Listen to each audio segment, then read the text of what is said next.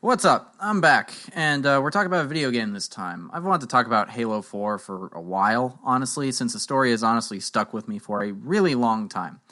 Now, I have a lot of nostalgia for the Halo series. It's one of the series I played the most with my friends growing up, mostly 3 and Reach for me. Anyway, though, let's talk about a video game on my movie channel. Let's go.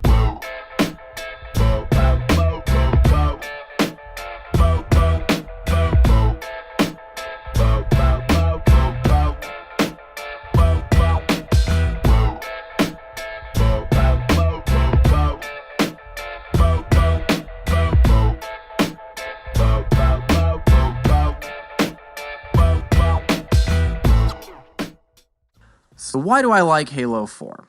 To start, there's a lot going on in Halo 4, and honestly, most of it, I don't really remember. There's a dude called the Didact, who I think is a Forerunner, but cannot really remember for the life of me, and he wants to do something with this thing called the Composer, and wants to take over Earth, maybe. Now, all that stuff was fine, but it's not what stuck with me. I last played this game whenever the Master Chief Collection came out, and have only played the campaign twice. Everything I mentioned a second ago is a vague memory at best, but none of it is what I would call the emotional core of the story. The emotional core of Halo 4 is that, after a few years in cryo, the Chief is awakened by Cortana, and she is reaching the end of her designated lifespan. The two of them think that, if they can get back to Earth and find Dr. Halsey, the founder of the Spartan program, who created Cortana, they may be able to save her from her rampancy and eventual death. Anyone who has played the Halo games knows that Cortana has been there from the very beginning, when Halo Combat Evolved came out 20 years ago. Aside from the Chief, Cortana is probably the most important character in the games, the co-star of the series, if you will. So the threat of her dying is a great way to align the player with Chief's motivation. In the past, Chief has, for the most part, been the first-person avatar for the player. He did have personality, but it was pretty limited and he barely spoke. Characters like Cortana, Sergeant Johnson, and 343 Guilty Spark were the more verbal members of the main cast. Halo 4 decides to build Chief's character up a bit more, and introduces a theme of being a man versus being a machine. Our duty as soldiers is to protect humanity, whatever the cost. You say that like soldiers and humanity are two different things. I mean, soldiers aren't machines. We're just people.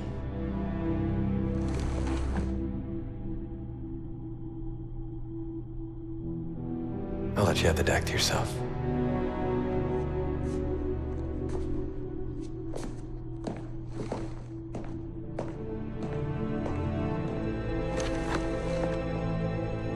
She said that to me once. About being a machine.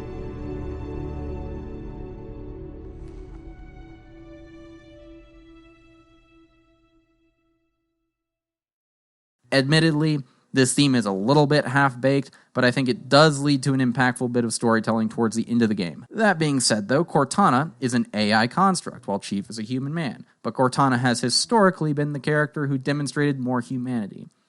Chief, in contrast, is a genetically modified and enhanced super soldier molded from childhood to be a human weapon.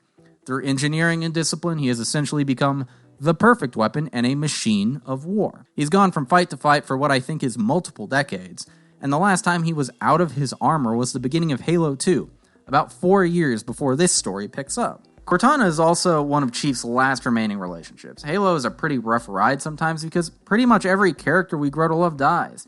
By the end of the original trilogy, Captain Keyes, Commander Keyes, Sergeant Johnson, and Guilty Spark are all dead. The only survivors of the main cast are Master Chief, Cortana, and the Arbiter.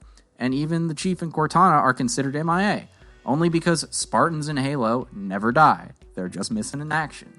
And I think it used to be the case that you didn't even get the scene confirming that Chief and Cortana survived unless you beat the game on Legendary. I don't know, it's been a long time. But humanity won the war and saved Earth, but it was at the cost of basically everything. In lore, the human colonies are shattered and Earth is kind of a ruin. In our story specifically, both we and Chief lost all of our quote-unquote friends. 4 also builds up a bit of romantic energy between Chief and Cortana, I guess to raise the stakes of this more personal mission. So what happens? Well, you chase the Didact back to Earth and get some help from your new buddy Lasky.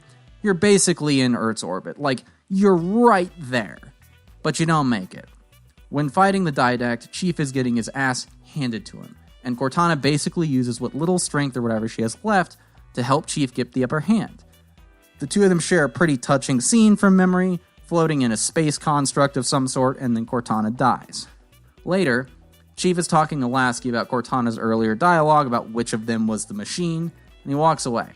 Then, for the first time since Halo 2, Chief takes off the armor. The machine of war, having lost all of his friends and loved ones, finally puts down his weapon and must now, alone, learn what it really means to be the man. To me, that's kind of a beautiful and melancholy way to end the Halo series. It's a powerful conclusion to this formerly somewhat thin character's story. Unfortunately, it wasn't actually the end, was it? Halo 5 does kind of come along and undo a lot of the really powerful story elements in Halo 4. Cortana is resurrected. Chief's character development is kind of undercut by him being almost totally sidelined in the next game. And overall, I just really don't like that story. I wrote this script a year ago, and I had a whole segment about why I don't like Halo 5 included in here, but it felt like it sort of distracted from the main point of this video and was overly negative. So I'm changing it. I don't really like Halo 5.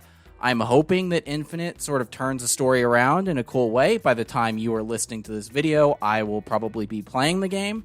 But in short, I think Halo 4 has a really great story, and it serves as a nice, smaller scale epilogue to the story of the original Halo trilogy with Master Chief and Cortana. So yeah, those are my thoughts on Halo 4.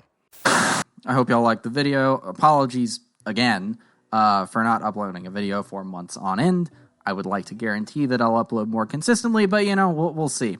I definitely do have a whole backlog of video ideas in mind, though, so stay tuned. They will come. If you like this video, though, there are already quite a few more like it right here to check out. Maybe subscribe if you feel inclined. Drop a like if you're feeling kind. I also have a podcast called Play, Pause, Rewind. Holy shit, that rhyme was completely accidental. I'm so proud of myself. You may find the podcast enjoyable. It is linked in the description. With that, I am out. Have a good one, everyone. See you next time. Bye.